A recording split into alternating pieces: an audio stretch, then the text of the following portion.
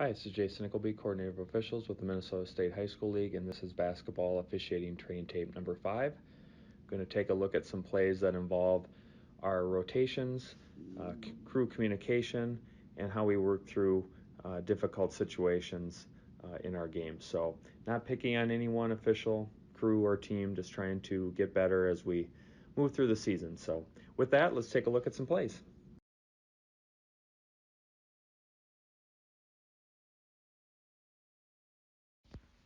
On this play, let's talk about help mechanics for the crew, and then we'll talk about some throw-in mechanics. You'll see on this play that we have a ball that's poked away on the trail side that goes all the way across the court, out of bounds, over the end line. This is going to be a really tough play for the lead to pick up, and he's going to ask the center for help. So you'll see that he puts his hand in the air to indicate that we should stop the clock. He closes down towards the spot and then looks towards the center for help, who indicates that it will stay on the offensive end. So well done by the lead, looking for help. Good job by the center giving that information. And if we're asked for help on a play like this, center, trail, whoever it might be, just make sure that we point very strong, indicate the direction, say the color, and don't leave any doubt about which way we're going to be going on the next play, because that's going to create more confusion if we whisper or put our hand in front of our chest or do some other subtle signal. So make sure that we're really clear when we're giving that information.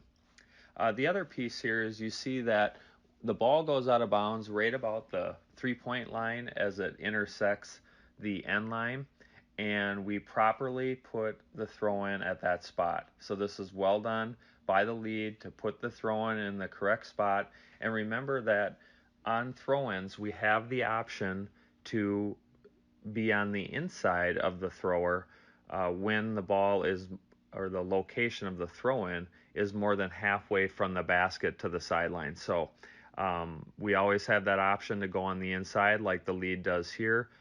And we do a nice job with putting the ball in the correct location for the throw-in. Very nice mechanics on the throw-in. Indicates the spot, hands the ball. This year we're bouncing, of course, but is inside. The trail is chopping on the front court throw-in. So this is all well done by the crew handling our throw-in responsibilities, and then also prior to this with the crew help. So just some things to consider when you help the crew. Be clear, give good information, point, indicate the color, and then remember our throw-in mechanic options that we have on a play like this one. So well done by the crew.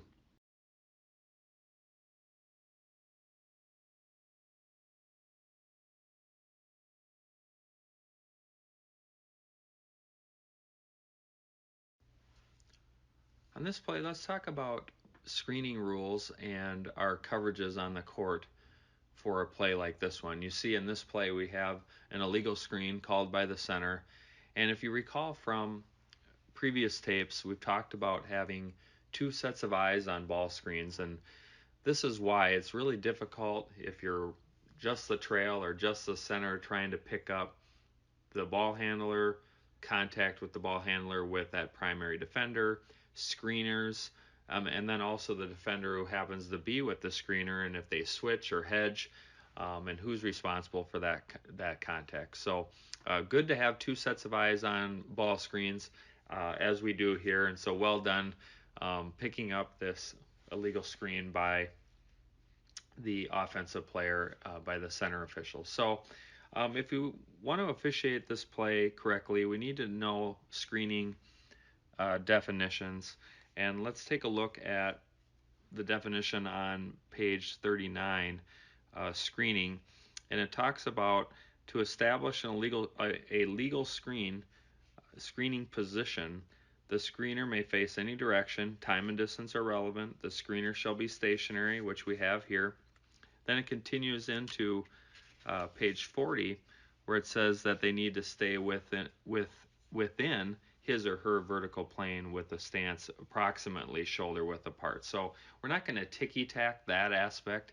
if it's close enough to shoulder width, that's good. We just don't want really wide screens. We're looking more so for moving screens at the time of contact.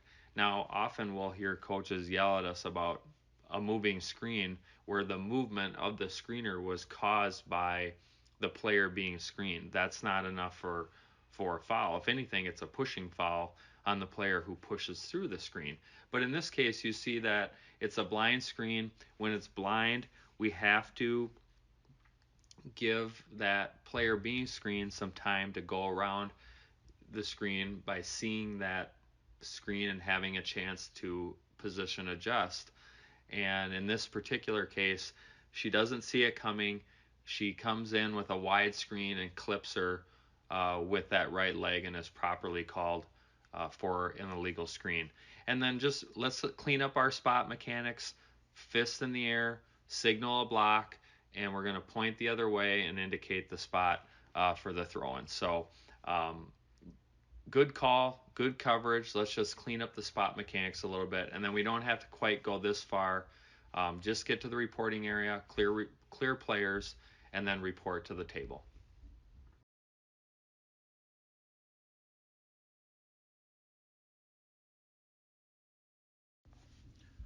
On this one, let's talk about our coverages and mechanics as well as philosophy of handling plays such as this one. So you see we have a dribble drive from the table side to the opposite side where the center is located, and we have a subsequent shot attempt and a foul called by the center. So first of all, from a coverage standpoint, I'm totally fine that the center would take primary on this one.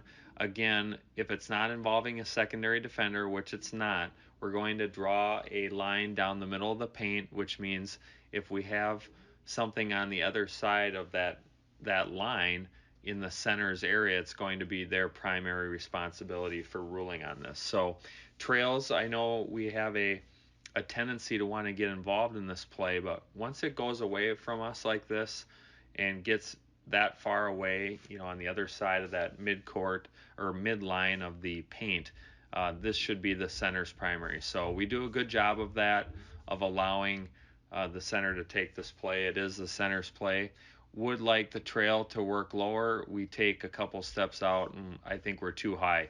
If we were lower, we might be able to have a look at this if needed.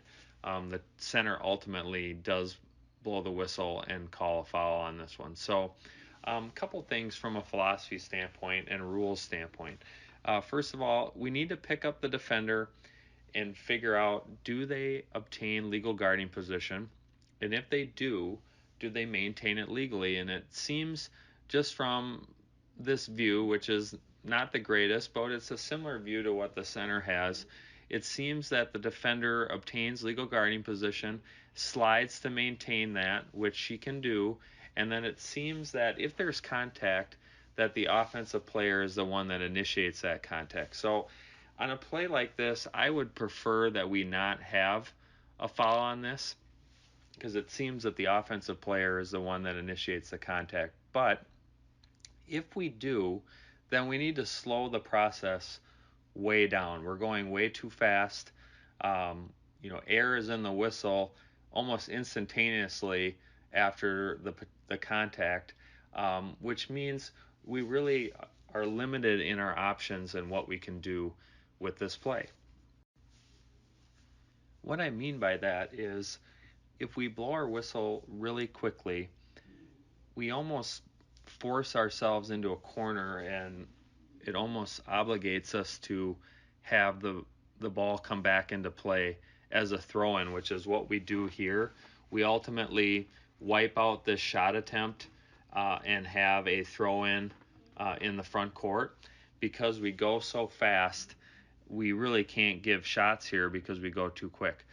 If we are going to call a foul on this, let's wait 1,000, 2, 1,000, then put air in the whistle. No hurry to call it. A foul now is a foul 5 seconds from now. And let's wait a second or two, put air in the whistle. That way, if we give her shots on this, which I think we should if we do call a foul on this play, at least if we wait a second or two or three, no one will have any gripe if we put her at the line. If we blow the whistle immediately on contact and give her shots, there's going to be some questions about how can she be allowed to continue with a shot attempt so far after the whistle. If we just give it that delay, that will allow us the opportunity to give her shots, and it also slows us down as far as call accuracy and play accuracy when we don't go as fast. But from a philosophy standpoint, not just this play, but any play that's similar, if we have the chance to give them free throws, let's do it. And the best way to do that is to slow our process down, slow, 1,000, 1,000, air in the whistle. Then we can give shots. And then let's clean up our spot mechanics again. That's a focus that we need to have. Slow down, tell everybody what you've got, communicate with your partners. That way we can move ahead effectively. And we do point to the out of bounds spot where the throw-in is going to occur, and that's great. But let's just slow everything about this play down and really pick up that defender. Legal guarding position, do they maintain it legally, who initiates the contact, and if we can pull all of that together, we're really going to improve call accuracy as well as our efficiency of how we handle plays of this nature.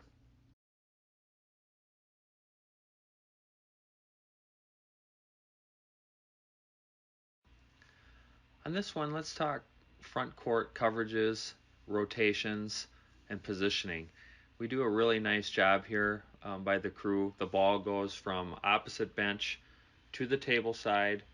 The lead moves with the ball, closes down, and then rotates. So you see he's mirroring the ball, closes down, ball settles beneath the free throw line, he rotates, and the rest of the crew rotates very seamlessly, very calmly, nice controlled movements.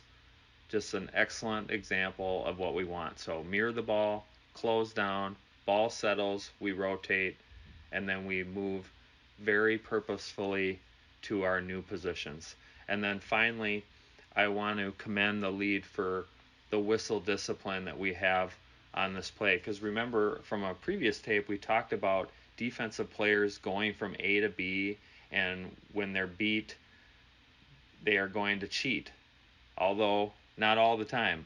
And in this particular case, number 10 does get beat and chases the play down from behind and jumps from A to B, okay, but she blocks the shot, and the lead, excellent whistle discipline, does not put air in the whistle, allows this defensive player to block the shot, and then we put our hand in the air to indicate that the clock should stop and point the direction.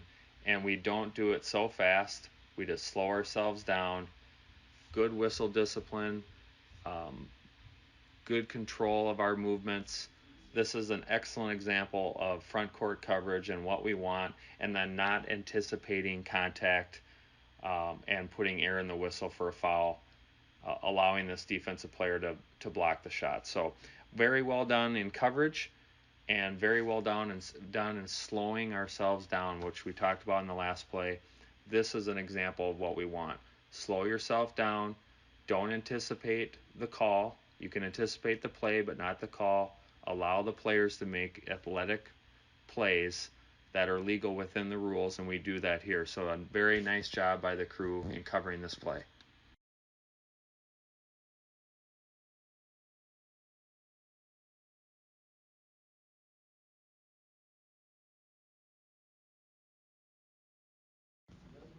On this play, let's talk about transition mechanics. We're in the middle of a rotation here when we have a turnover, and then we end with a traveling violation. So if we go back to the beginning of this play here, you'll see the lead is rotating, which is good. The ball has settled beneath the free throw line extended, so we should come at that point, and the lead is coming over. The C stays put and officiates that matchup, doesn't bail to the trail position, which is good, but then we have the turnover, and the trail hustles to get back to become the new lead. Now, if you're the center opposite, something to keep in mind is if you see a turnover like this happen during the middle of a rotation, you might have to get down there and become the new lead if the new lead, does not pick it up. In this case, the new lead does pick it up and does get back in time. Now for traveling, you'll see here we slow it down. Remember, we're trying to pick up the pivot foot. And in transition, this can be challenging, and we probably should defer to the center in a play like this to pick up traveling if we do have it at all. But you see that when we pick up the ball, the right foot is the pivot foot, and then we pick it up and then pass. And remember, we can pick up the pivot foot to pass or take a shot, as long as we don't put it down before we complete one of those two actions. Now, if we pick up the pivot foot and begin a dribble, then that's going to be a traveling violation. But in this case, the right foot is the pivot foot. We pick it up to make a pass, but it never goes down prior to the pass being completed. So therefore, this is not a traveling violation and not one that we would want called. So just to recap, lead, good job of rotating, but we have a turnover, that's okay. Center, good job of staying and officiate the matchup without bailing, and good job of hustling back to get back on this play. But I would defer to the traveling action to the center on this, and make sure you pick up the pivot foot, as the pivot foot is the right foot. It's picked up, not put back down prior to completing the pass. Therefore, this is not a traveling violation.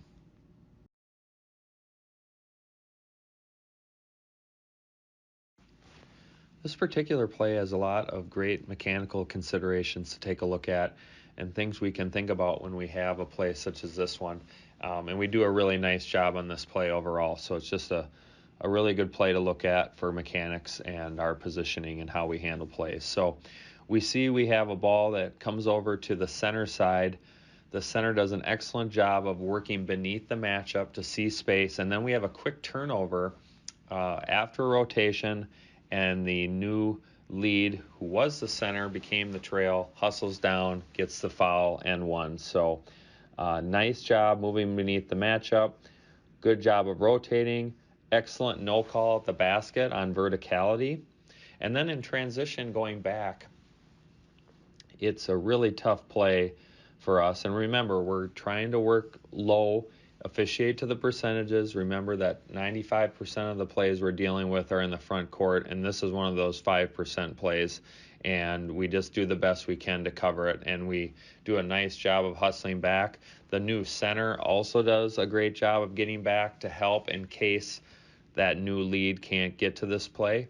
So we do a great job of hustling and getting this play at the basket. Definitely a foul and one. The only thing to think about perhaps is, as the new lead, if you are stuck like this where you're working low and we have a late turnover, then you might want to come into the court a little bit and maybe take this play from behind, kind of a button hook a little bit.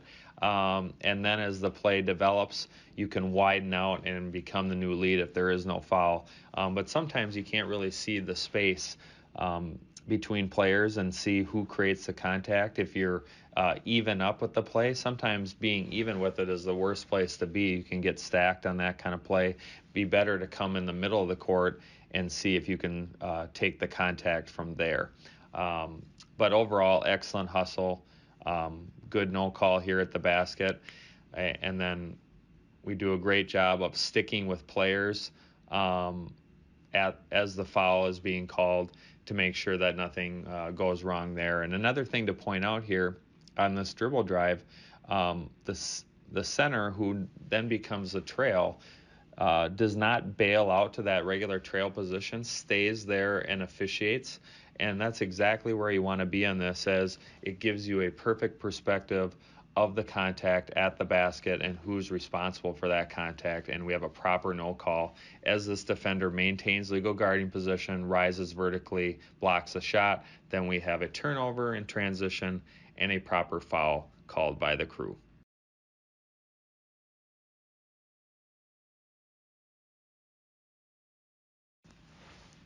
On this play, let's talk our help mechanics with the crew and then communication with coaches. So you see on this play we have a shot attempt in the paint off a transition.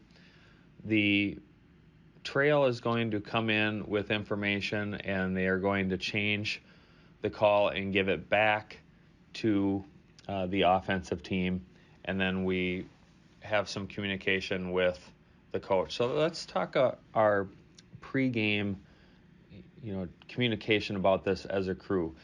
Typically when I have a pregame with a crew about a play such as this one, or helping with restricted area plays, typically I tell my crews that if you have information to share, you need to come if you know, not come if you think. If you think that there was a touch, think that the player was in the restricted area, that's not good enough. It has to be, I know.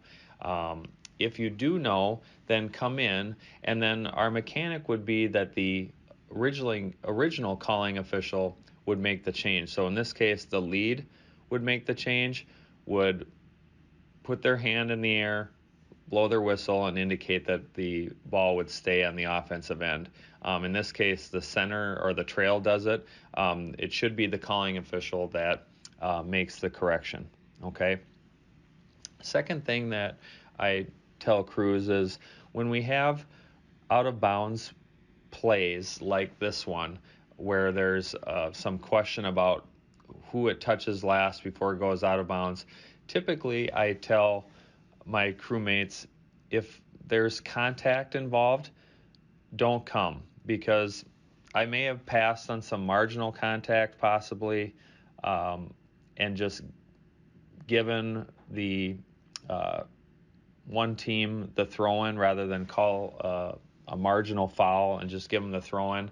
And now if we're changing the out-of-bounds call, now it's a double whammy. No foul, and they don't get the ball either. So typically I would only want crewmates to come in and help on plays not involving contact with an opponent, like a skip pass or a long pass that gets tipped, and come and help with a play like that, no problem. Restricted area, come if you know. This is not a restricted area play, but just one of those plays we should discuss how we're going to communicate or handle them on the floor as a crew. So on a play like this one, I would prefer that trail not come in and help. Leads in really good position, makes the call, and when we come from a ways away on a play that's right in front of the lead, it doesn't really assist with crew credibility when we're coming in and changing calls right in front of other officials. So I would stay away from this one. Hard to really tell who it's off of last in this particular play. Let the lead make their decision and leave it at that. And there is some possible contact. So again, unless it's an obvious play where it touches one player clearly, or it's a skip pass or something like that, I would stay away from coming in on a play like this one. Now the second piece is our communication with coaches, and this is something that we really need to work on, not just in basketball, every sport. We need to communicate what we had without emotion. We don't need to get angry or upset. Looks like the official in this case communicates with the coach, without gesturing, without raising his voice, gives the coach an explanation of why the change took place. The coach doesn't like it, but we maintain our calm demeanor, and that part is great. We just need to really take the emotion out of our communication with coaches. Coaches and players are there to try to win the game, and there's going to be emotion involved, and we just need to communicate professionally with comportment, and allow them to have some venting on occasion, as long as it doesn't get personal. It's okay for them to have some emotion. Let's not penalize that. Let's work through the situation with them, and we need to communicate without getting emotional. They may be way up, up high emotionally. We need to be down with a nice calm demeanor and just keep that the whole way, which we do in this particular play situation. So that's nicely done by the official in this case, communicating with the coach, maintaining a calm demeanor, not gesturing, not calling out coaches or players loudly. Let's not embarrass them. We don't like it when they embarrass us. Don't embarrass coaches or players. Communicate calmly, professionally, under control, and that will usually work out very well for us in the end.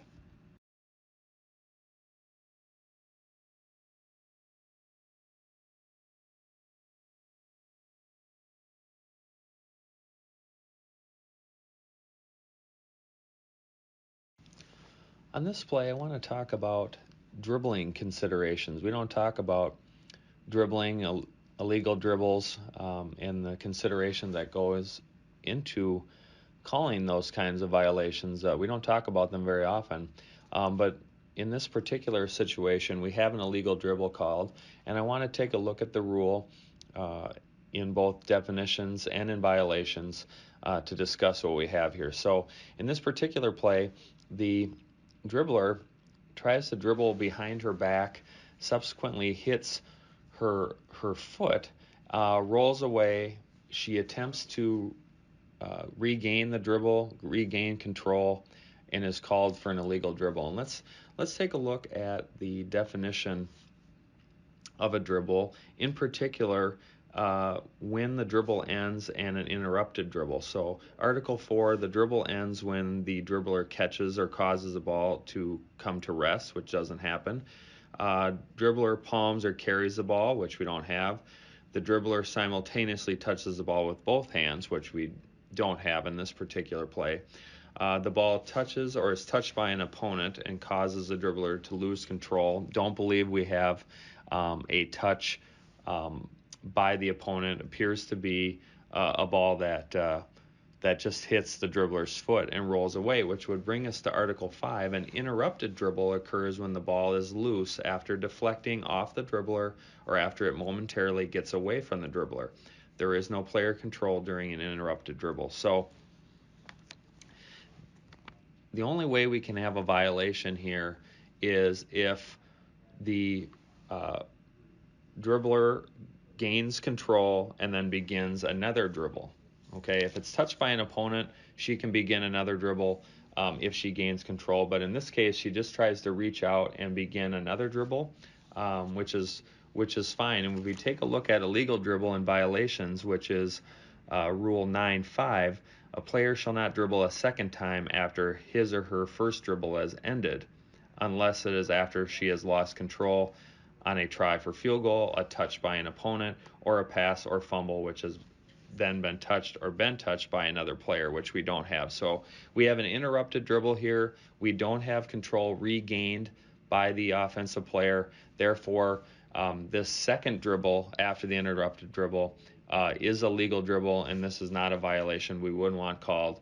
And so make sure we review dribbling rules and violations and make sure that we're aware of interrupted dribbles and what they can and can't do when one occurs.